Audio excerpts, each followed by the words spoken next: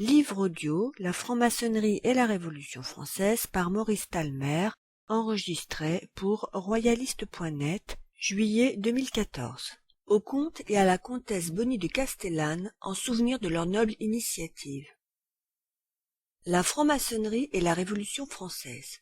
Mesdames et messieurs, quelle a été en 1789, en 1792 et en 1793 le rôle exact de la franc-maçonnerie dans la Révolution française? Les documents authentiques émanant de la maçonnerie elle-même ne peuvent pas, on le comprend, ne pas être rares sur ce point. Une société secrète ne serait pas une société secrète si elle ne prenait pas le plus grand soin de cacher tout ce qui peut renseigner sur elle, et les témoignages positifs, là où par principe on les supprime, ne peuvent nécessairement pas abonder. Néanmoins, si le véritable témoignage nous fait souvent ainsi défaut, il n'en est pas de même de certains faits, singulièrement saisissants et qui en arrivent, rapprochés les uns des autres, à produire une lumière presque aussi probante que la lumière même des documents. Or, ces faits-là sont innombrables, et la démonstration qui en résulte, c'est qu'il n'est peut-être pas une seule des grandes journées de la Révolution qui n'ait pas été, plus ou moins longtemps à l'avance, machinée et répétée dans les loges, comme on répète et comme on machine une pièce dans un théâtre. Suivez donc, avec un peu d'attention, les faits qui vont vous être exposés, et vous verrez, comme de vos yeux, tout un grand pays violemment transformé, par la plus évidente des conspirations, en une immense et véritable loge. Vous le verrez, jeté par force dans toute une succession d'épreuves maçonniques graduées, dont les premières dissimulaient soigneusement le secret final, mais dont la dernière, dès le début, avait toujours dû être le meurtre du roi, pour aboutir au but suprême et caché, c'est-à-dire à la destruction de la nationalité elle-même. Avant d'en arriver aux faits particuliers, nous constaterons d'abord un grand fait général, c'est que l'histoire de la Révolution a toujours joui, jusqu'ici, du privilège singulier d'être acceptée comme histoire sans que personne, au fond, l'ait jamais expliquée. D'après les documents les moignables, et contrairement à une légende audacieuse fabriquée, la nation française, comme masse populaire, en dehors d'une certaine noblesse, d'un certain clergé et d'une certaine bourgeoisie, était alors profondément catholique et royaliste. Au moment même où on massacrait les prêtres, où l'on détruisait avec plus de rage tout ce qui était de la religion traditionnelle, on avait dû renoncer à interdire les processions dans Paris, comme l'établissent aujourd'hui les témoignages les plus précis, obliger, en pleine terreur, les patrouilles de sectionnaires à rendre dans la rue les honneurs au Saint-Sacrement. Si un prêtre portant le viatique passe dans la rue, on voit la multitude accourir de toutes parts pour se jeter à genoux, tous, hommes, femmes, jeunes et vieux, se précipitant en adoration. Le jour où la chaste Saint-Leu est portée en procession rue Saint-Martin, tout le monde se prosterne. Je n'ai pas vu, dit un spectateur attentif, un seul homme qui n'ait ôté son chapeau. Au corps de garde de la section Montconseil, toute la force armée s'est mise sous les armes. En même temps, les citoyens des Halles se concertaient pour savoir s'il n'y aurait pas moyen de tapisser. Dans la semaine qui suit, elles obligent le comité révolutionnaire de Saint-Eustache à autoriser une autre procession et, cette fois encore, chacun s'agenouille. Taine, La conquête jacobine, tome 2, chapitre 3. Quant au culte envers le prince, il se prouve par la manifestation même dirigée contre sa personne. Pendant 2 ans, la Révolution se fait au cri de « Vive le roi ». Ensuite, la plupart même des hommes et des femmes d'émeute, soldés pour outrager le souverain, sont tout à coup ressaisis, en face de lui, de l'insurmontable amour de leur race pour le descendant de ces monarques. Voir dans Louis Blanc, Histoire de la Révolution française, le récit de l'arrivée des femmes devant le roi et la tentative de meurtre de Louis XVI dans le palais même de Versailles. Toute leur exaltation, en sa présence, tourne, comme en octobre 1789, en respect et en tendresse. Que voit-on au retour de Varennes, pendant que la famille royale prend son repas? On voit le député révolutionnaire Barnave se tenant respectueusement debout derrière le roi et le servant comme un valet de chambre. Et ce sentiment catholique et royaliste, presque général à cette époque, se confirme de façon certaine par les chiffres mêmes des élections. Dès 1790, les ennemis de la religion et de la monarchie ne sont plus élus partout que par le 10e, puis par le 15e, puis par le 20e des électeurs. Taine constate, à Paris, aux assemblées primaires de 1791, un an déjà avant le 10 août, plus de 74 000 abstenants sur 81 200 inscrits. À Chartres, en mai 1790, sur 1551 citoyens actifs, il y en a 1447 qui ne viennent pas aux assemblées primaires. Pour la nomination du maire et des officiers municipaux, à Besançon, sur 3200 électeurs inscrits, on compte 2141 absents en janvier 1790 et 2900 au mois de novembre suivant. À Grenoble, au mois d'août et de novembre de la même année, sur 2500 inscrits, on compte plus de 2000 absents. À Limoges, sur un nombre à peu près égal d'inscrits, il ne se trouve que 150 votants, etc. Taine, La conquête jacobine, tome 1, chapitre 2. N'est-il pas rigoureusement vrai, en conséquence, que la Révolution, considérée comme mouvement national, ne peut pas s'expliquer? On comprend une nation comme l'Amérique, chez qui la domination anglaise est impopulaire et qui s'en débarrasse. On ne comprend pas une nation qui a la religion et la monarchie dans le sang, qui les veut, qui ne veut qu'elle, et qui les renverse avec fureur. Et cette révolution-là est tellement inexplicable que tous les historiens, quels qu'ils soient, renoncent en réalité à l'expliquer, car les explications par la fatalité, la providence, la force des choses, le châtiment divin ou l'anarchie spontanée, les seules qu'on nous ait encore données ne sont pas des explications. Nous sommes donc bien devant une inconnue, devant un X, et ce qui ajoute encore à l'énigme, ce sont ces révolutionnaires en nombre infime, qu'ils ne sont pas 10 000 électeurs sur 100 000, qui ne représentent pas la France, et qui, avec cela, non seulement appellent leur révolution la Révolution française, mais lui attribuent encore, en outre, un caractère universel. Ils ne sont même pas la nation qu'ils disent être, ils prétendent néanmoins régenter toutes les autres nations au nom de cette nation qu'ils ne sont pas, et personne, cependant, ne songe à leur demander comment ils se trouvent ainsi représenter tout le monde en ne représentant personne. Eh bien, nous allons le leur demander, et, s'ils ne nous répondent pas, toujours eux-mêmes, toute une série de faits nous répondra pour eux. Où en était, au XVIIIe siècle, la franc-maçonnerie en France? Elle y daterait exactement, d'après ses propres annuaires, de 64 ans avant la Révolution. De 1725, et ses deux premiers grands maîtres auraient été deux Anglais, Lord Derwentwater et Lord Arnoester. Elle est ensuite présidée par un grand seigneur français, le duc d'Antin, puis par un prince du sang, Louis de Bourbon, comte de Clermont, puis, de 1771 à 1793, par le duc de Chartres, plus tard duc d'Orléans, et plus tard encore Philippe Égalité. Annuaire du Grand Orient de France pour l'année maçonnique commençant le 1er mars 1899. En outre, et comme parenthèse, nous pouvons encore faire quelques remarques intéressantes. On sait que la première manifestation révolutionnaire du tiers-État, en 1789, fut de s'ériger, à Versailles, en Assemblée nationale, et que la formule fameuse « Déclarer la patrie en danger » devait devenir sacramentielle en 1792. Or, en 1771, à la suite de graves crises intérieures, la maçonnerie se déclare en danger. Elle appelle à Paris des délégués de tous les points de la France, et ces délégués, 18 ans déjà avant 1789, se réunissent en Assemblée nationale. De plus, les premiers maçons établis en France, vers 1723, étaient des jacobites, et le grand club directeur de la Révolution est le club des Jacobins. Condorcet, dans la 7e époque des progrès de l'esprit humain, désigne la franc-maçonnerie comme une continuation mystérieuse de l'ordre des Templiers, et Louis XVI a pour prison le Temple, ancien asile de ces mêmes Templiers.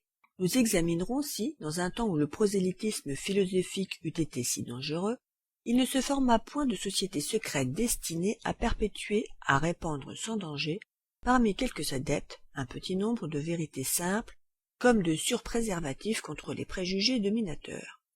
Nous cherchons si l'on ne doit point placer au nombre de ces sociétés cet ordre célèbre contre lequel les papes et les rois conspirèrent avec tant de bassesse et qu'ils détruisirent avec tant de barbarie. Condorcet, esquisse d'un tableau des progrès de l'esprit humain. La grande assemblée annuelle des francs-maçons s'appelle le Convent, et la plus fameuse assemblée révolutionnaire s'appellera la Convention. La maçonnerie, quand elle avait à proscrire un adepte, le déclarait suspect. Et chacun sait comment, sous la Terreur, on était déclaré suspect.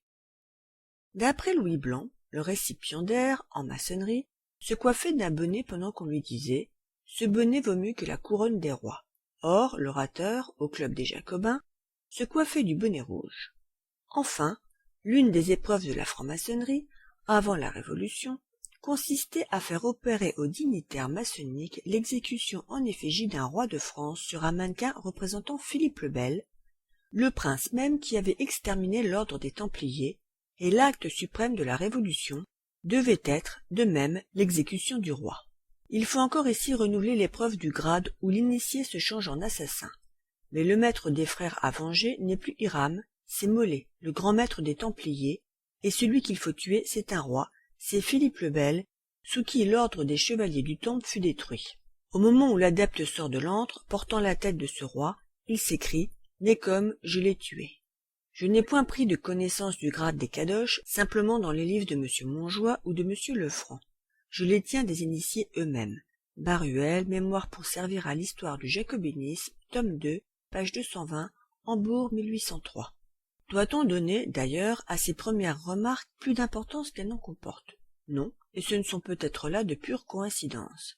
Mais nous pouvons déjà, cependant, avec ces coïncidences, nous sentir dans une certaine atmosphère. En somme, comme en témoigne la liste de ses grands maîtres, la franc-maçonnerie, dans la période immédiatement antérieure à la Révolution, ne cesse pas de suivre, malgré ses crises, une marche ascendante rapide. Elle devient à la mode, finit par faire fureur, et le Grand Orient en arrive à créer ces fameuses loges d'adoption, où les femmes étaient admises. Les récipiendaires femmes, nous apprend M. d'Alméras, auteur d'une récente histoire de Cagliostro, et qui ne semble ennemi ni de Cagliostro ni des loges, sont des actrices, des danseuses, des bourgeoises ou des grandes dames sans préjugés.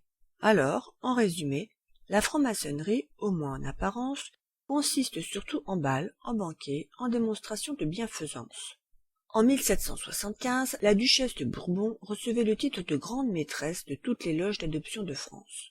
Le duc de Chartres l'installait lui-même dans ce pontificat féminin au milieu de fêtes magnifiques, et en faisait une quête, à la fin du banquet, en faveur des pères et des mères retenus en prison pour n'avoir pas payé les mois de nourrice de leurs enfants. Telle est, pendant toute cette période, la façade de la franc-maçonnerie. Elle est à la fois somptueuse et amusante, avec la promesse d'un mystère, probablement inoffensif, et peut-être même agréable à l'intérieur de la maison. Sous prétexte de philanthropie, on s'y divertit énormément.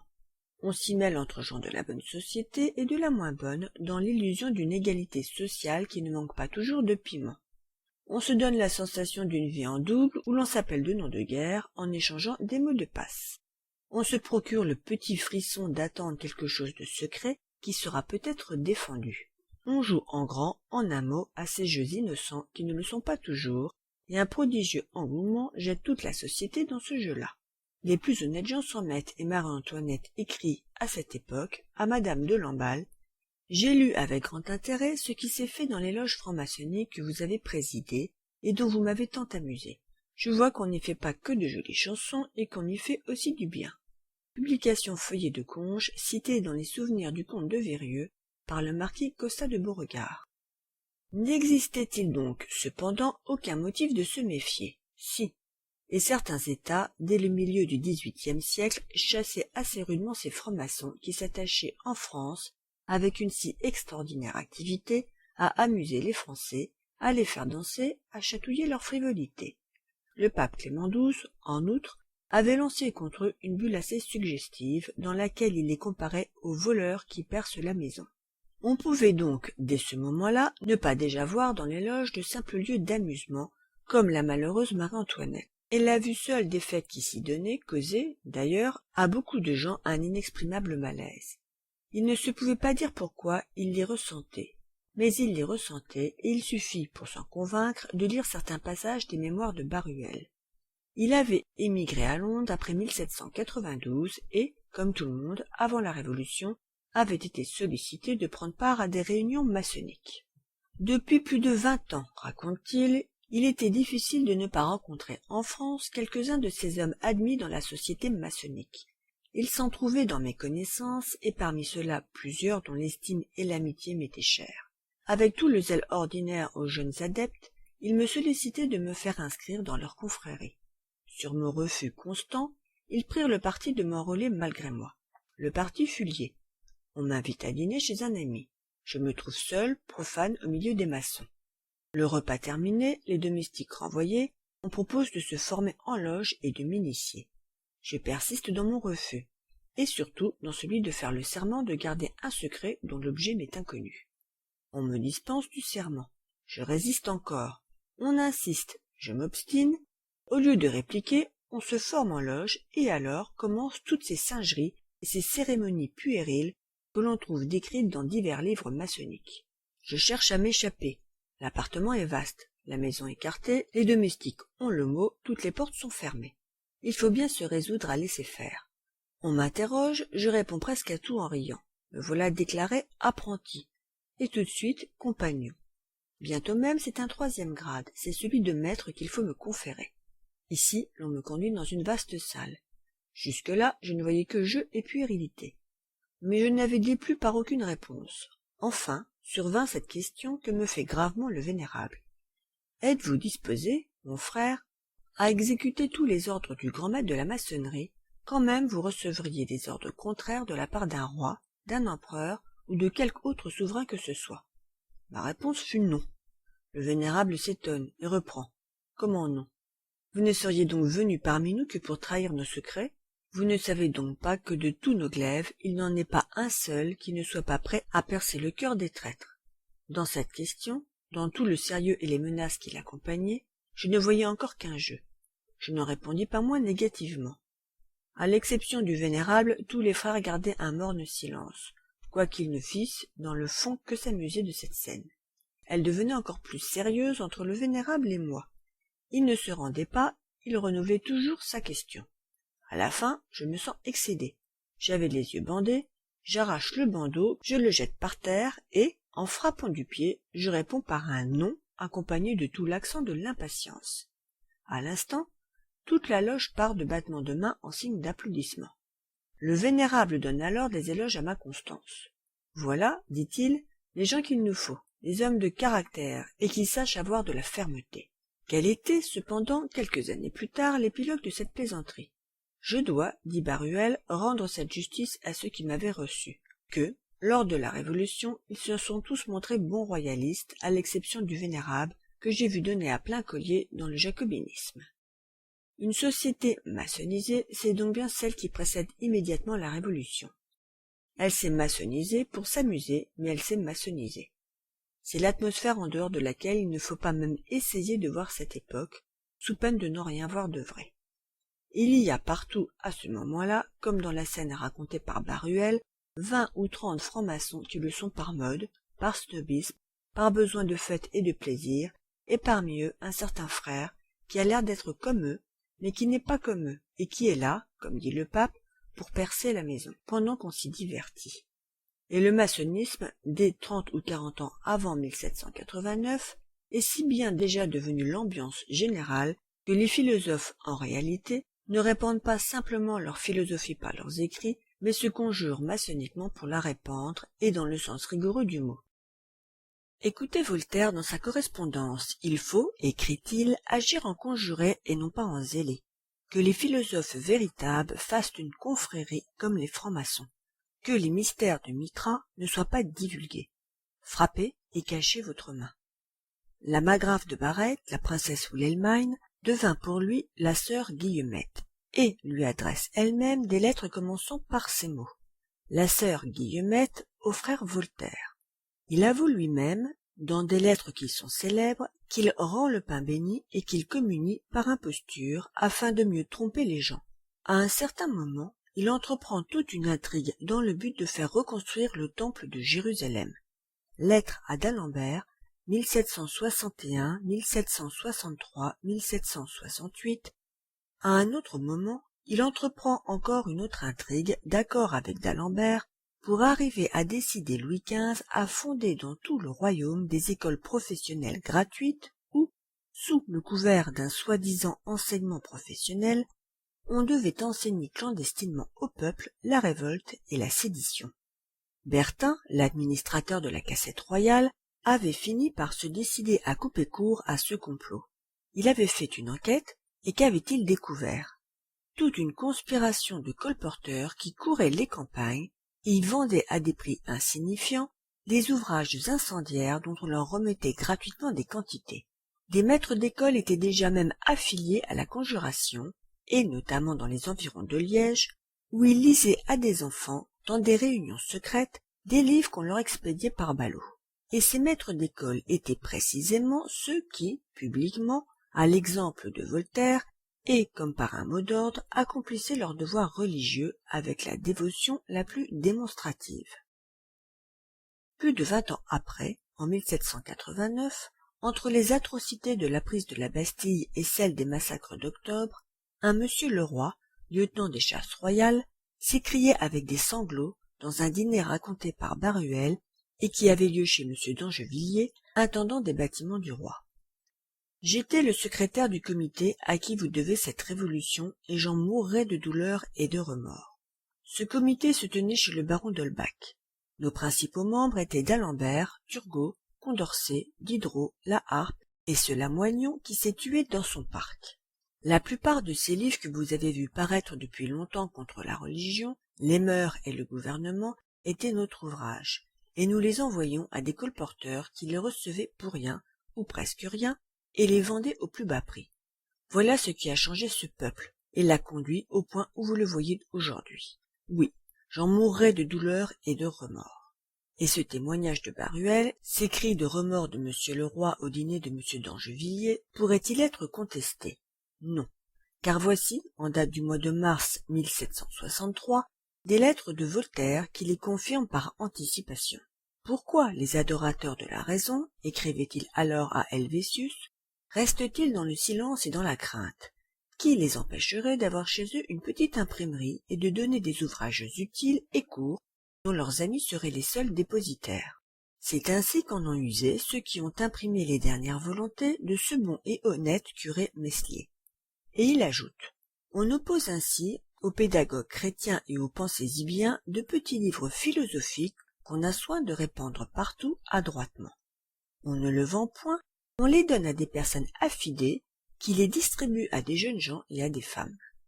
En réalité, la conjuration philosophique n'avait que très peu perverti le peuple, elle avait surtout empoisonné les hautes classes, mais cette philosophie qui est une conjuration et qui machine dans le mystère avec des masques et des trahisons, l'application de ces préceptes n'est-elle pas, pour une époque, toute une caractéristique? Et elle n'est cependant encore qu'une demi-conjuration.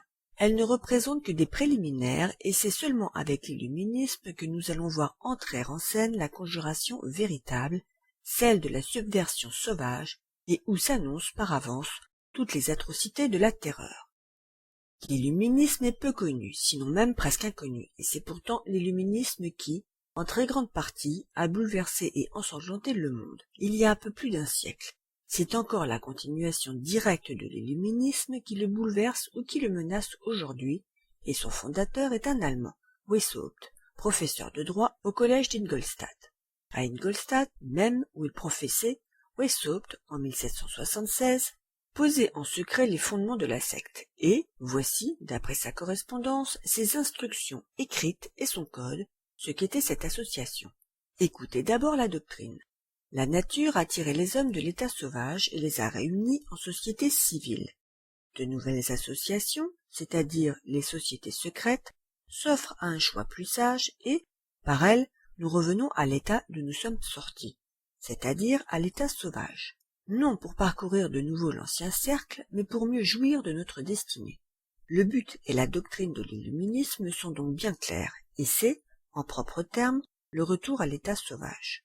Nous en sommes sortis, il faut y revenir, ne plus en ressortir, et établir seulement la sauvagerie nouvelle au milieu de cette forêt perfectionnée que peut devenir la civilisation. Écoutez maintenant le développement. À l'origine des nations et des peuples, le monde cessa d'être une grande famille. Le grand lien de la nature fut rompu. Le nationalisme ou l'amour national prit la place de l'amour général. Alors, ce fut une vertu de s'étendre aux dépens de ceux qui ne se trouvaient pas sous notre empire. Cette vertu fut appelée patriotisme, et celui-là fut appelé patriote, qui, juste envers les siens, injuste envers les autres, prenait pour des perfections les vices de sa patrie. Et l'illuminisme, en premier lieu, veut ainsi détruire les patries, mais il ne s'arrête pas là, et vise ensuite ce qu'il appelle le localisme, c'est-à-dire la cité, puis la famille elle-même. Et, dès lors, continue Weishaupt, pourquoi ne pas donner encore à cet amour de la patrie des limites plus étroites, celles des citoyens vivant dans une même ville, ou bien celles des membres d'une même famille? Aussi vit-on alors du patriotisme naître le localisme, puis l'esprit de famille. Ainsi, l'origine des États, des gouvernements, de la société civile, fut la semence de la discorde. Diminuer, retrancher cet amour de la patrie, et les hommes, de nouveau, apprennent à se connaître et à s'aimer comme hommes. Et l'illuminisme bénit maçonniquement les hommes qui n'ont plus ni patrie, ni cité, ni famille, ni loi, et dont les bandes errantes ne se fixent nulle part. Il conclut enfin, en s'écriant 10 ans avant 1789, « Oui, les princes et les nations disparaîtront de dessus la terre. Oui, il viendra ce temps où les hommes n'auront plus d'autre loi que le livre de la nature, cette révolution sera l'ouvrage des sociétés secrètes. Tous les efforts des princes pour empêcher nos projets sont pleinement inutiles. Cette étincelle peut longtemps encore couver sous la cendre, mais le jour de l'incendie arrivera. Et comment, par quel procédé, Weishaupt va-t-il conduire l'illuminisme à son but? Par quelle voie et par quels moyens va-t-il ramener l'humanité à l'état sauvage? C'est surtout ici que se révèle l'illuminisme, et le grand moyen, c'est en tout et toujours un profond secret, le mensonge et la trahison expressément ordonnés, ou la violence la plus sauvage, dès qu'elle est devenue possible. L'illuministe peut avoir tous les vices, mais ne doit jamais se montrer en même temps que sous le plus parfait extérieur d'honorabilité et de vertu. Appliquez-vous, prescrit Weishaupt dans son code, à la perfection intérieure et extérieure. Et qu'entend-il par cette double perfection? Il l'explique suffisamment dans le triple précepte que voici. Tais-toi, sois parfait, masque-toi. Il organise ainsi tout un système de recrutement clandestin et le fait exercer par des frères qu'il appelle du nom significatif de frères insinuants. Il projette aussi un ordre de femmes et il le formule comme il suit. Cet ordre aura 2 classes ayant chacune leur secret à part. La première sera composée de femmes vertueuses et la seconde de femmes légères. De même, il s'ingénie avec le plus grand soin à bien attribuer aux adeptes le rôle qui leur convient spécialement. Attachez-vous, prescrit-il aux frères insinuants, à des hommes bien faits, beaux garçons. Quand on sait les former, ils sont plus propres aux négociations. Ils ne sont pas de ceux qu'on peut charger d'une émeute ou du soin de soulever le peuple, mais c'est pour cela aussi qu'il faut savoir choisir son monde. Et où va-t-il recruter ses adeptes? Partout, mais surtout dans les mondes où l'on ne se doute pas qu'il puisse en avoir, et il ordonne. Vous devez sans cesse former de nouveaux plans afin de voir comment on peut, dans vos provinces, s'emparer de l'éducation publique, du gouvernement ecclésiastique, des chaires d'enseignement et de prédication. Et comment se fait un adepte? L'adepte prend d'abord un nom secret, approprié à son caractère et qu'il portera dans l'ordre. Ensuite, on lui fait faire, par écrit, la confession détaillée de toute sa vie, et on garde toujours cette confession écrite, par laquelle on le tient pour l'avenir. Puis, sans qu'il s'en doute, on l'entoure d'espions, appelés frères scrutateurs. Et Weishaupt, ici, adresse à ces scrutateurs environ 1500 questions sur les goûts, les relations, la vie, les vices et les moindres habitudes de l'espionné. Il va jusqu'à leur enjoindre de savoir s'il est dormeur, s'il rêve et s'il parle en rêvant, s'il est facile ou difficile à réveiller, et quelle impression fait sur lui un réveil subit. Et quel personnage pourra être dans la vie l'illuministe éprouvé par toutes ces épreuves? Il pourra, stipule le code, avoir l'air de remplir quelque fonction publique en faveur de ces mêmes puissances dont la destruction doit être son unique objet. Et Weishaupt conclut textuellement. Ainsi, tous les membres de ces sociétés tendant au même but, s'appuyant les uns sur les autres, et dont le vœu est une révolution universelle, doivent chercher à dominer invisiblement et sans apparence de moyens violents sur les hommes de tout état, de toute nation, de toute religion, souffler partout un même esprit, dans le plus grand silence et avec toute l'activité possible. Puis il ajoute. Cet empire, une fois établi par l'union et la multitude des adeptes, que la force succède à l'empire invisible. Lier les mains à tous ceux qui résistent, subjuguer, étouffer la méchanceté dans son germe, écraser tout ce qui reste d'hommes que vous n'aurez pas pu convaincre. Et quelle physionomie, avec tout cela, Weishaupt veut-il habituellement, dans le monde et la société, à cet illuministe qui doit si sauvagement travailler à les détruire.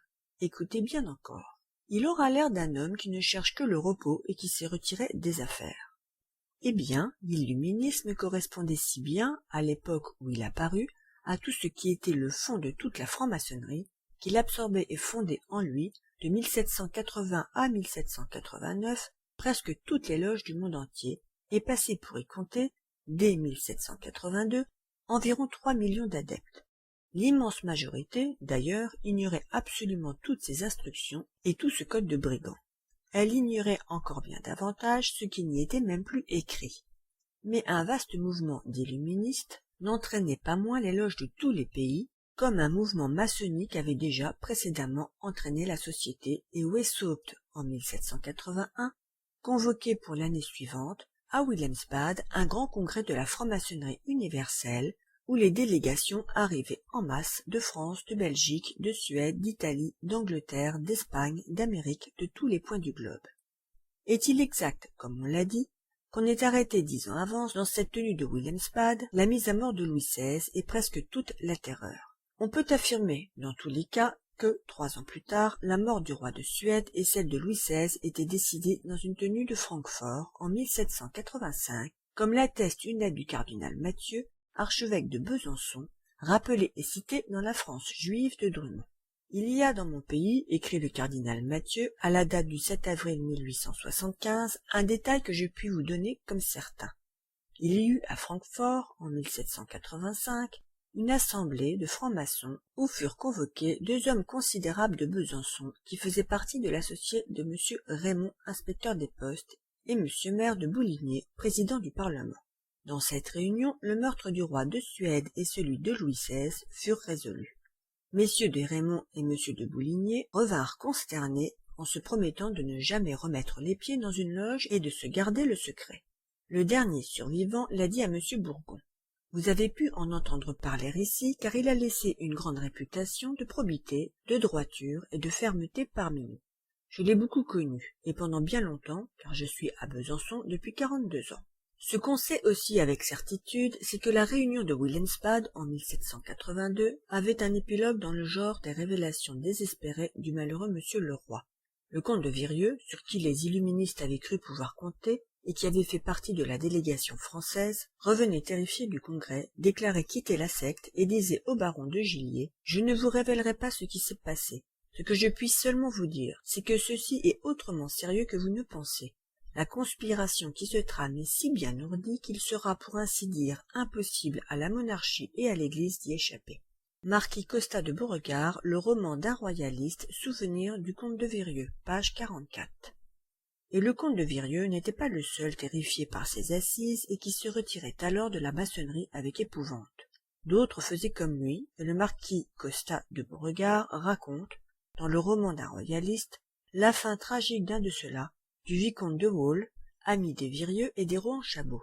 Le vicomte de Waul reçoit un jour une lettre à laquelle il se trouble, déclare qu'il s'agit d'un rendez-vous à Fontainebleau, s'y rend, et s'y rencontre, en effet, avec des individus qu'on devine allemands à leur façon de parler. Puis, on déjeune, on part pour la forêt, et personne n'en revient.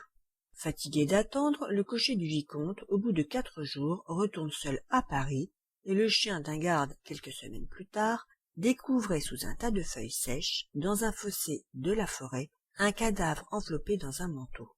C'était celui de M. de Waul.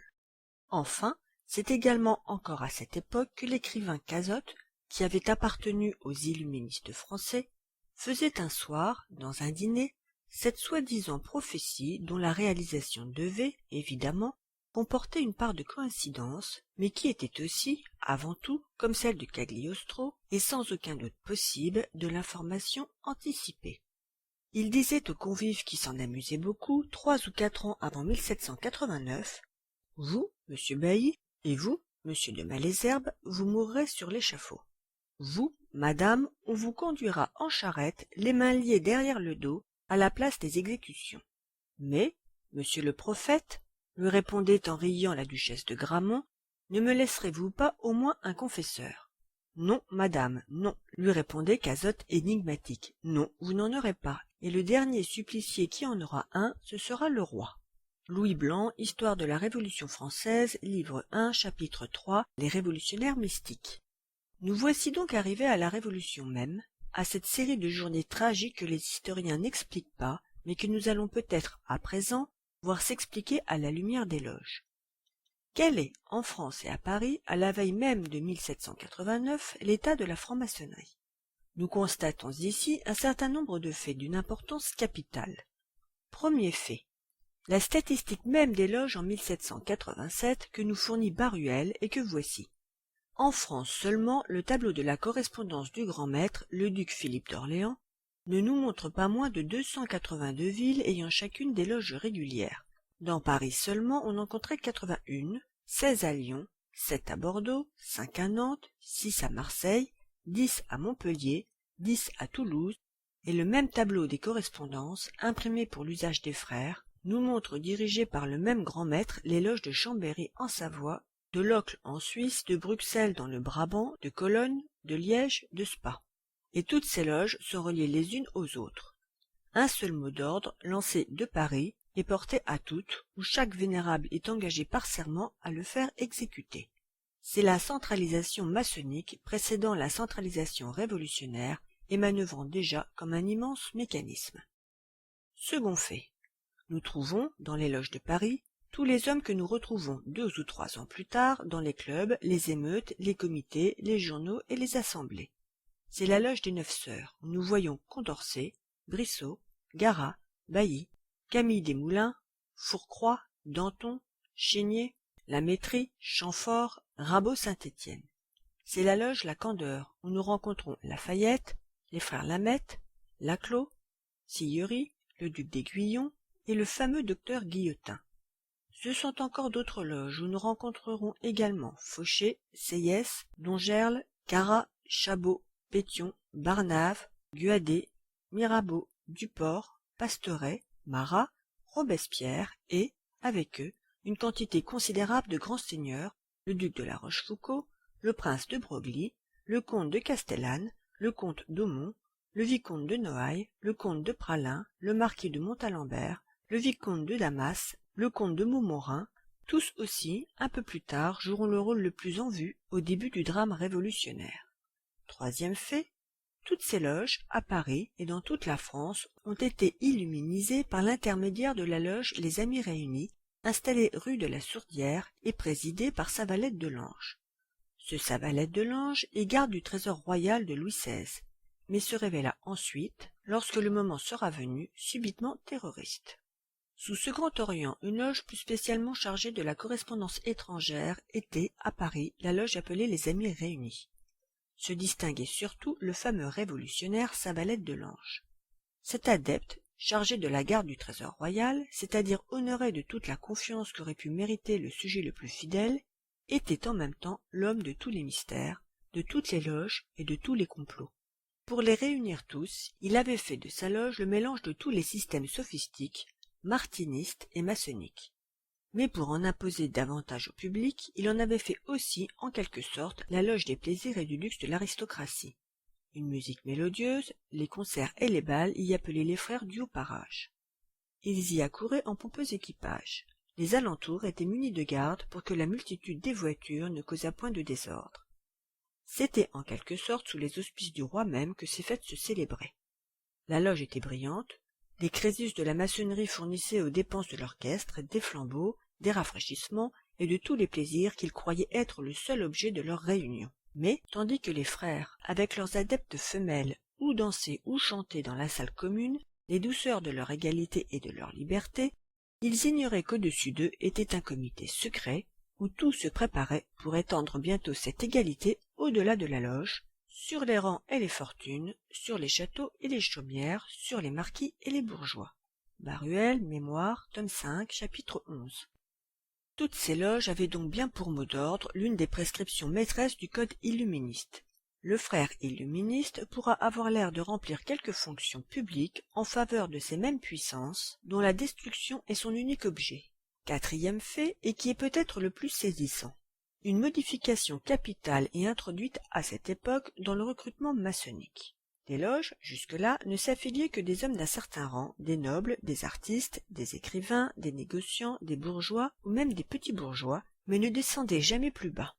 Tout à coup, en 1787, elles s'affilient des crocheteurs, des portefaix, des rôdeurs, des flotteurs de bois, des tapes dures, et toutes sortes de brigands de rue ou de grands chemins, d'assassins et de malfaiteurs de profession.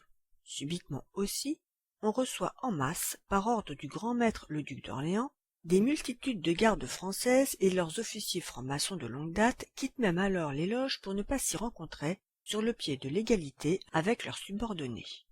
Ainsi, la franc-maçonnerie au dernier degré de l'extension, de la puissance et de la centralisation, les loges de Paris réunissant les hommes qui seront tous également ceux de la Révolution, ces loges ralliées à l'illuminisme qui poursuit, par la conjuration, le retour à l'état sauvage et la destruction des nationalités, enfin les bandits et les assassins de métier tout à coup recrutés comme frères, de même qu'un grand nombre de soldats, voilà exactement où nous en sommes au moment où vont se succéder, avec une précipitation et une rapidité sans précédent, comme les tableaux machinés d'un opéra, l'apparition du club des Jacobins, la prise de la Bastille, les incendies des châteaux, les paniques de la province, les journées d'octobre, le 20 juin, le 10 août, les massacres de septembre, puis l'emprisonnement du roi, sa condamnation et sa mort. Et d'abord, le club des Jacobins, qu'est-ce exactement que le club des Jacobins? Le club des Jacobins, avec son club central à Paris et ses clubs correspondants de la province, c'est la franc-maçonnerie elle-même, avec ses 282 villes déjà fédérées en loges. Le club tenait-il vraiment, par une intention mystérieuse, à s'appeler le club des Jacobins, et choisissait-il, à cet effet, l'ancien couvent des Jacobins, parce que les premiers francs-maçons de France avaient été des jacobites? Ce n'est peut-être là, encore une fois, qu'une coïncidence, mais la coïncidence existe. Jacobite, Jacobin. Quant au statut, au règlement, aux usages, comme à certaines particularités du vocabulaire, le club des Jacobins reproduit rigoureusement la franc-maçonnerie. C'est le même mode d'admission, la même organisation intérieure, les mêmes ramifications extérieures, les mêmes engagements imposés et pris, le même système mécanique de transmission d'ordre et de mots d'ordre. Dans certains cas, on l'a vu, la maçonnerie vous déclarait suspect, et ce terrible mot de suspect, sous la Révolution, partira des Jacobins. Un autre usage des loges, nous l'avons déjà vu aussi, était de déclarer la maçonnerie en danger, et les Jacobins y déclareront la patrie.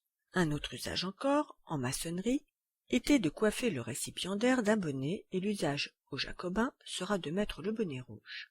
Voilà donc déjà les Jacobins expliqués autrement que par la force des choses et par la spontanéité. Passons maintenant au 14 juillet, aux paniques, au massacre et à la mort du roi. Le 14 juillet, raconte Louis Blanc, un inconnu, à la pointe du jour, se présentait au barreau de Besenval. « Monsieur le baron, lui dit-il d'une voix brève, aujourd'hui les barrières seront brûlées. N'essayez pas de l'empêcher, vous sacrifieriez des hommes sans éteindre un flambeau. » Louis Blanc, Histoire de la Révolution française. Et tout se passait, en effet, comme l'avait dit l'inconnu. Brusquement, toutes les barrières flambent, des bandes sortent de différents côtés, toutes avec la même cocarde, les soldats quittent en masse leur garnison, et tout le monde crie « à la Bastille ». En même temps, Paris est soudainement dépavé, couvert de barricades, entouré d'une ceinture d'incendie, et la Bastille est prise d'assaut, ses défenseurs sont massacrés, son gouverneur assassiné, à la stupéfaction du public dont l'immense majorité ne comprit absolument rien à cette foudroyante surprise.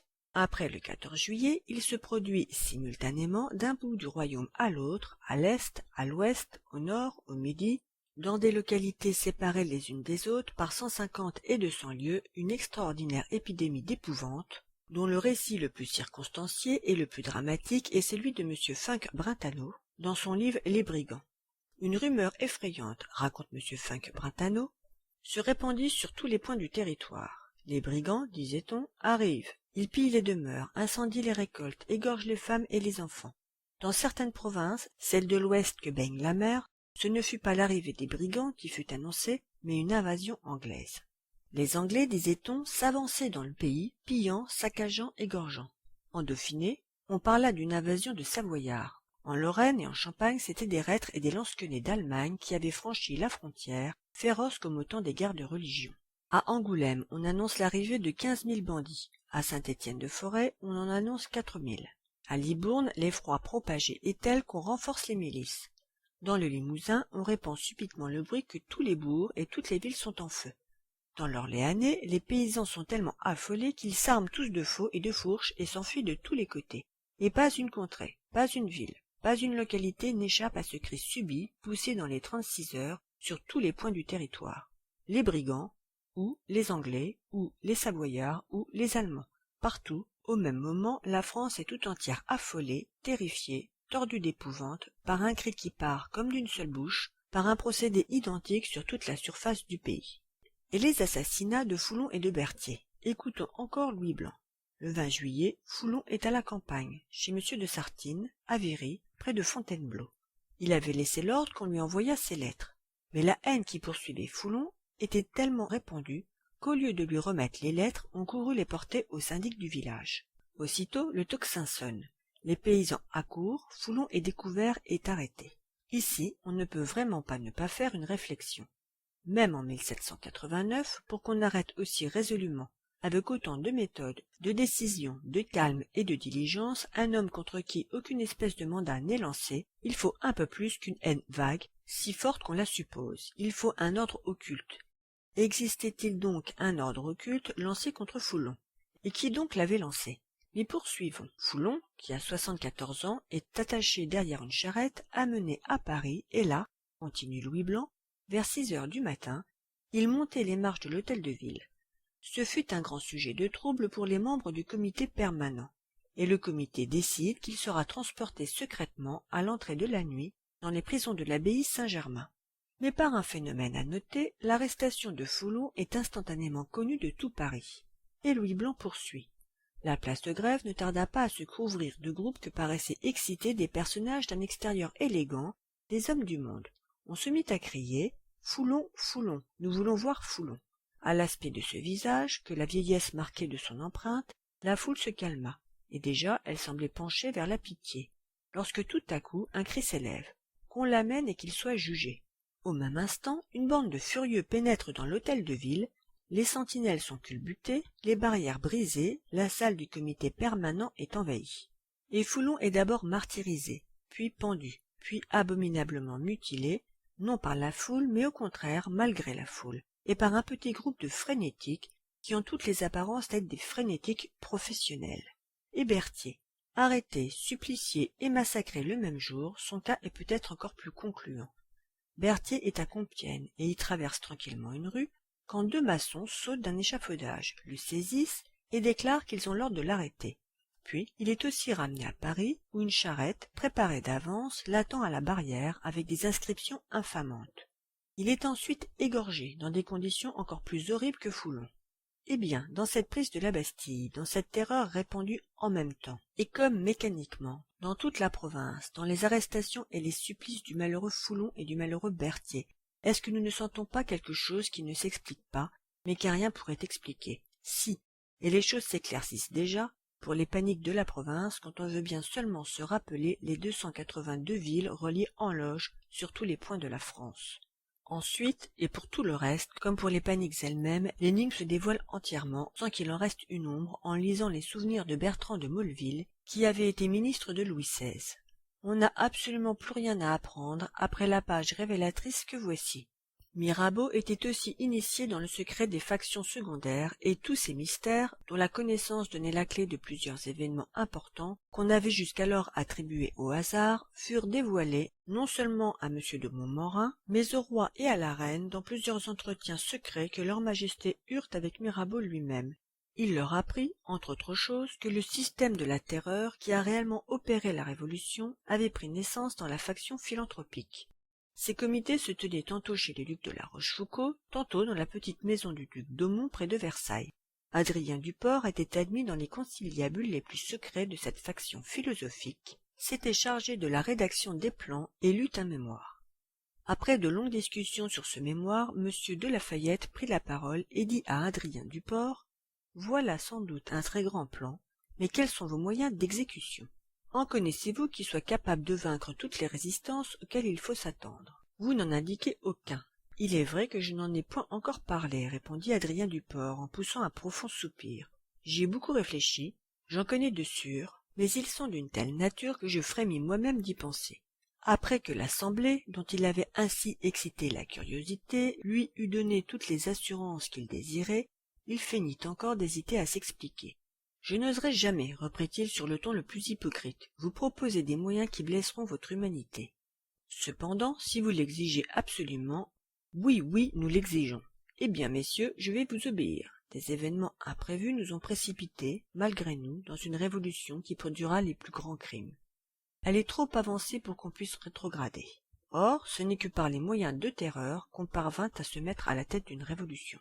Il faut donc, quelque répugnance que nous y ayons tous, se résigner au sacrifice de quelques personnes marquantes. » Et il fit pressentir que Foulon devait naturellement être la première victime parce que depuis quelque temps, disait-il, on parlait beaucoup de lui pour le ministère des Finances et que tout le monde était convaincu que sa première opération serait la banqueroute. Il désigna ensuite l'intendant de Paris, Berthier. Il n'y a qu'un cri, dit-il, contre les intendants. Ils pourraient mettre des grandes entraves à la révolution dans les provinces. M. Berthier est généralement détesté. On ne peut pas empêcher qu'il soit massacré. Son sort intimidera ses confrères. Ils seront souples comme des gants. Le duc de La Rochefoucauld fut très frappé des réflexions d'Adrien Duport et finit, comme tous les autres membres du comité, par adopter le plan et les moyens d'exécution qu'il proposait. Des instructions conformes à ce plan furent données aux principaux agents du département des insurrections, qui étaient déjà organisés. Bertrand de Molleville, Histoire de la Révolution, tome 4. Or, précisément, quelques jours après, on incendiait les barrières de Paris, on prenait la Bastille, on massacrait Delaunay, on massacrait Flesselles, on massacrait Foulon, on massacrait Berthier, on répandait en une semaine la panique dans toute la France. Il est juste de rappeler ici que le duc de La Rochefoucauld, évidemment abusé, comme tous les grands seigneurs de cette époque, sur ce que les loges se réservaient de faire dans leurs arrières secrets, s'opposa avec le plus rare courage, dès 1791, à tous les crimes qui suivirent les premières violences de 1789. On sait comment il fut massacré en province, après avoir donné sa démission de l'Assemblée. Il mourut évidemment victime de ces mêmes loges dont il avait fait partie, et qui frappaient, en lui, l'adepte qui avait refusé de les suivre jusqu'au bout. Lire Les gentilshommes démocrates par le marquis de Castellane, Paris, Plomb-Nourri. Et qu'était exactement cette faction que Bertrand de Molleville désigne sous ce nom de faction philanthropique? Cette faction rentrait elle-même dans un club qui s'intitulait Club de la propagande et sur lequel la note ci-après, publiée dans l'ouvrage Les sociétés secrètes et la société par le père Deschamps, était retrouvée un jour dans les papiers du cardinal de Berny. Liste des honorables membres qui composent le Club de la propagande. Ce club a pour but, comme chacun sait, non de consolider la Révolution en France, mais de l'introduire chez tous les autres peuples de l'Europe et de culbuter tous les gouvernements actuels établis. Et la note donne une longue suite de noms, où nous retrouvons notamment le duc de La Rochefoucauld, le duc d'Aumont, Lafayette, Mirabeau, Adrien Duport, Garat, Condorcet, Clavière, Barnave, Chapelier, Pétion, les frères Lameth, Hérault de Seychelles, Robespierre, Fournier l'Américain, Boy irlandais, de Saint-Sévéranda espagnol, Verne, Suisse, l'abbé Grégoire, Barrère, l'abbé Fauché, Germain, beau-frère de Necker. Le père Deschamps, Les sociétés secrètes et la société, tome 1, page 546. Tous ces noms sont les noms mêmes des loges du monde entier, depuis celle de Paris jusqu'à celle d'Amérique, en passant par celle de Suisse, d'Irlande et d'Espagne. C'est le syndicat parisien de la franc-maçonnerie universelle et qui met en pratique, par la terreur, le précepte illuministe. Que la force succède à l'empire invisible, écrasez tout ce qui reste d'hommes que vous n'aurez pas convaincus. L'étincelle peut couver longtemps sous la cendre, mais le jour de l'incendie arrivera. Le jour de l'incendie était arrivé. Et si, après tout cela, on pouvait encore avoir un doute sur l'état de collaboration régulière où se trouvaient les chefs de la conjuration maçonnique avec les incendiaires et les assassins de profession, il faudrait encore lire ces souvenirs de Baruel. J'en suis fâché, mais je ne puis le taire. Les honnêtes francs-maçons en frémiront, mais il faut bien qu'ils sachent à quel monstre leur loge avait été ouverte. Dans tout moment d'émeute, soit à l'hôtel de ville, soit au Carme, les vrais signes de ralliement, le vrai moyen de fraterniser avec les brigands, étaient les signes maçonniques.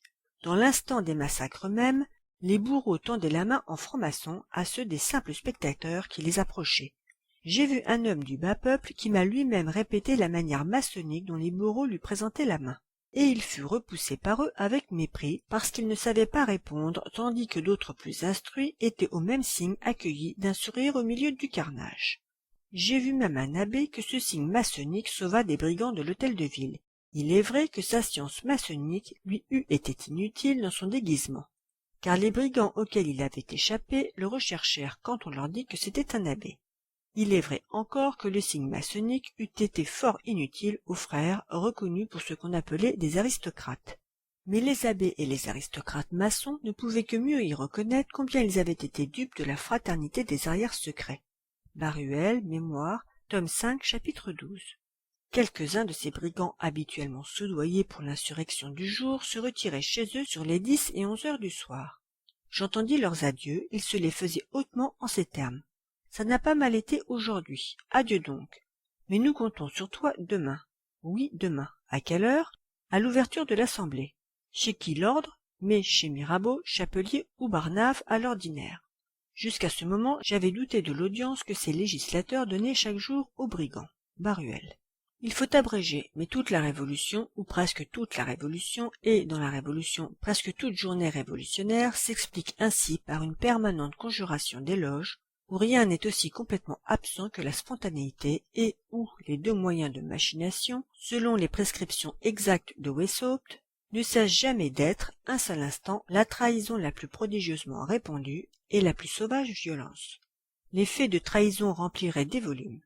Quoique servis encore par quelque fidélité admirable, comme par celle de Mandat qui ne fut certainement massacré que parce qu'il était fidèle, le roi et la reine étaient, en réalité, tout entourés et tout enveloppés de traîtres.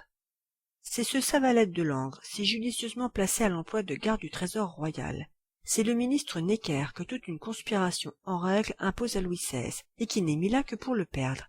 C'est cette femme Rochereuil qui joue, avec tant de démonstrations larmoyantes, afin de se faire attacher de plus près à sa personne, et qui vient dénoncer en secret, au comité des recherches, tous les préparatifs de la fuite à Varennes.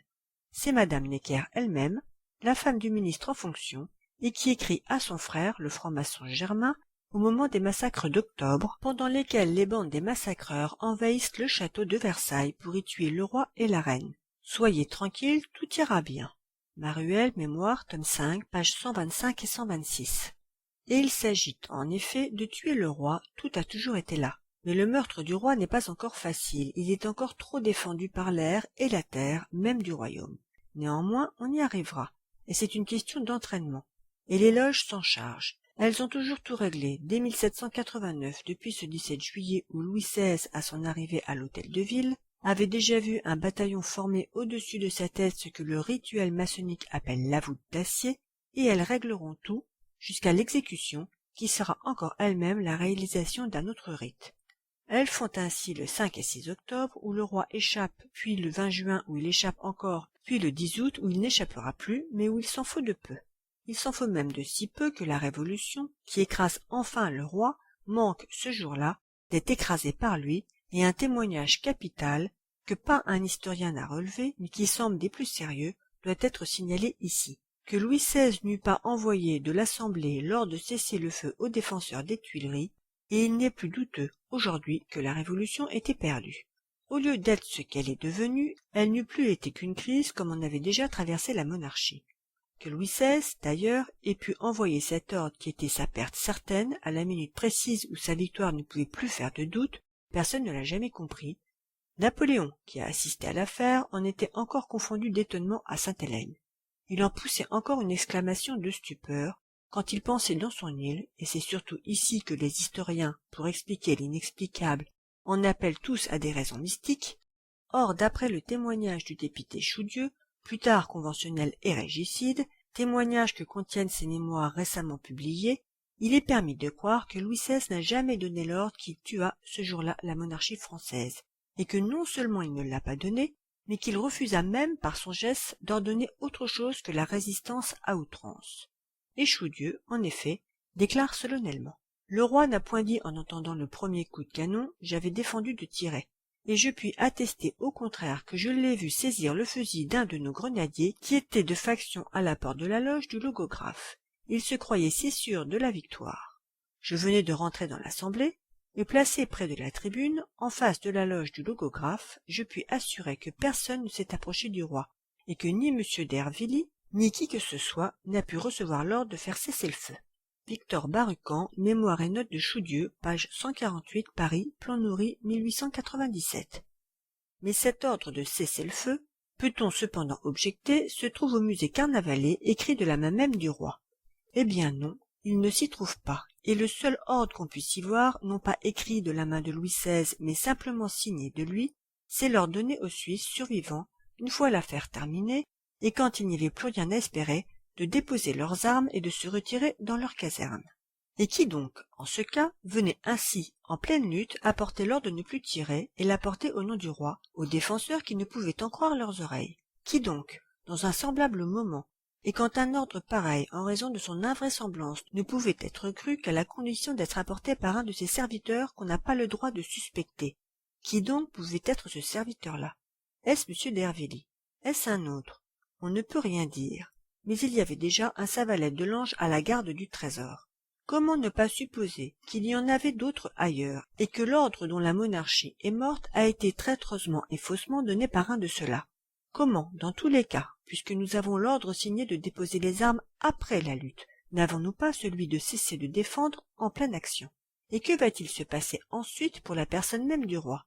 L'Assemblée est dominée par la franc-maçonnerie, mais n'est pas la franc-maçonnerie elle-même, et n'a jamais voté, comme on le croit, et comme on nous l'a toujours faussement enseigné, l'emprisonnement du roi au Temple. Non, elle vote qu'il logera au Luxembourg.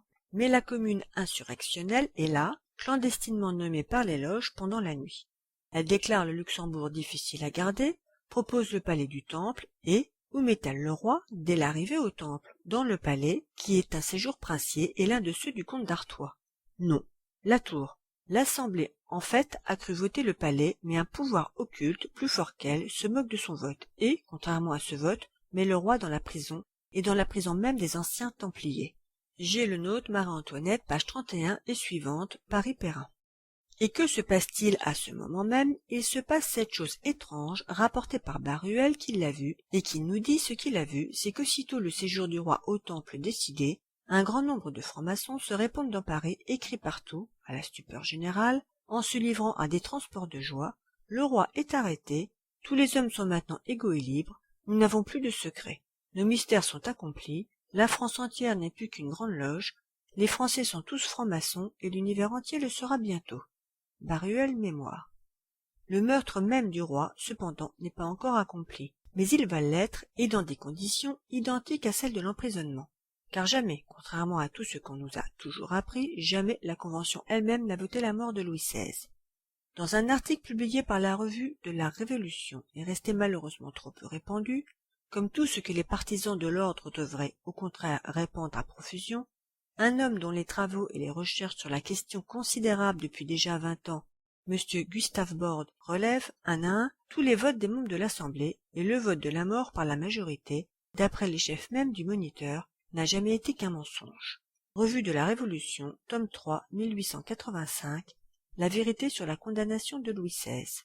Le roi de France, en réalité, n'a jamais été condamné qu'à Francfort. Jamais, si stupéfiant que cela semble, ce vote de mort n'a réellement existé. Jamais il n'a été qu'un vote inventé, fabriqué, et en voici la preuve, telle que l'on ne peut pas la contester. Pour siéger et voter à la Convention, pour faire partie du tribunal qu'elle prétendait constituer, il fallait 3 conditions: être âgé de 25 ans, français, et avoir été inscrit comme représentant. Or, parmi les votants qui votent la mort, on en trouve un qui n'a pas 25 ans, un autre qui n'est pas français, 5 autres qui ne sont pas inscrits. Saint-Just est né le 25 août 1769 et n'a que 23 ans et demi. Le journaliste Robert est belge, non naturalisé, et les votants Ourier-Eloi et Dufestel de la Somme, Bertrand de l'Ostiesnière de l'Orne et Liquinot du Morbihan ne sont pas inscrits comme députés. En outre, et la fraude devient encore ici plus grossière, les départements, à cette époque, en même temps que des députés, nommaient des suppléants destinés à les remplacer, mais qui ne pouvaient et ne devaient voter, bien entendu, que dans les cas où les députés ne votaient pas. Or, le député Lantenasse, élu par la Haute-Loire, vote comme représentant du Rhône-et-Loire. Et pourquoi? Uniquement afin de permettre à son suppléant de voter à sa place comme suppléant de la Haute-Loire, et de pouvoir s'attribuer ainsi, pour voter la mort, 2 voix au lieu d'une, sans aucun droit, sans aucune espèce de motif. De même, Barras vote la mort comme suppléant de Dubois-Crancé, porté député du Var. Or, Dubois-Crancé n'était pas encore député du Var à cette époque et Barras, par conséquent, vote comme suppléant d'un député qui n'existe pas. Et il n'est pas le seul suppléant qui agit ainsi. Le suppléant Pinet de la Dordogne et le suppléant Monod du Doubs votent de la même façon. Ils votent de leur chef en ne suppléant personne. Enfin, 3 conventionnels, Ducos, Salicetti et Garnier, s'étaient récusés d'eux-mêmes comme juges au début du procès. Mais l'heure du vote arrive, le vote s'annonce comme douteux, et ils viennent alors voter quand même, ils viennent voter la mort. Combien donc, en négligeant d'ailleurs quantité d'autres forfaitures, constatons-nous de voix qui sont simplement de fausses voix? Nous en constatons 14. Et à combien de voix la mort était-elle officiellement votée? À 1 voix de majorité. La majorité absolue était de 361 voix, et le vote pour la mort réunissait 361 voix. La Convention, en réalité, l'avait donc bien elle-même repoussée, et par 13 voix de majorité, mais n'osait plus protester contre une condamnation non prononcée que la législative n'avait osé réclamer contre un emprisonnement non voté. Et ainsi, de même que l'ordre de cessez-le-feu est apporté sans avoir jamais été donné, de même que l'emprisonnement est décidé par un pouvoir qui n'a jamais été législatif, et contrairement au vote de la législative, la mort est également décidée par un pouvoir qui n'a jamais été la Convention, et contrairement au vote de la Convention. Et quel est ce pouvoir? Un membre de la commune insurrectionnelle elle-même va nous le dire, le municipal Goré, qui déclare en toutes lettres, dans une relation écrite, qui avait fait prendre toutes ces précautions. Je l'ignore, je ne les ai pas entendus délibérer dans le conseil, et j'ai toujours pensé qu'un parti occulte et puissant mettait la main à tout cela, à l'insu de ce conseil et même du maire qui le présidait. J'ai le nôtre, Marie-Antoinette, relation du municipal Goré, Paris-Perrin. Et nous arrivons ainsi à ce 21 janvier 1793 où, au milieu d'un déploiement de forces armées comme on n'en avait encore jamais vu, dans une ville où, sur 80 000 citoyens réguliers, il n'y en a pas 2000 voulant la mort du roi, on fait cependant tomber la tête du roi, comme on exécutait déjà symboliquement depuis plus de 30 ans dans les loges le mannequin de Philippe le Bel. Eh bien, mesdames et messieurs, est-ce qu'une conclusion ne s'impose pas après ces faits? Si la révolution, que personne ne confond avec l'évolution, n'est pas le grand mouvement humain auquel beaucoup d'honnêtes gens ont cru et croient encore, si elle n'est pas ce grand fait social provenant naturellement d'intérêts et de besoins profonds, et si au contraire elle n'a jamais été qu'un bluff immense dirigé et lancé contre le christianisme universel, tous nos malaises moraux, toutes nos perturbations se comprennent et s'expliquent. Sinon, ils ne se comprennent pas et ne peuvent sérieusement se déduire de rien. Ou la révolution est un mouvement naturel, providentiel, et le trouble ne peut pas être toujours d'autant plus grand que les progrès des idées révolutionnaires sont plus grands eux-mêmes. Ou la révolution n'est bien que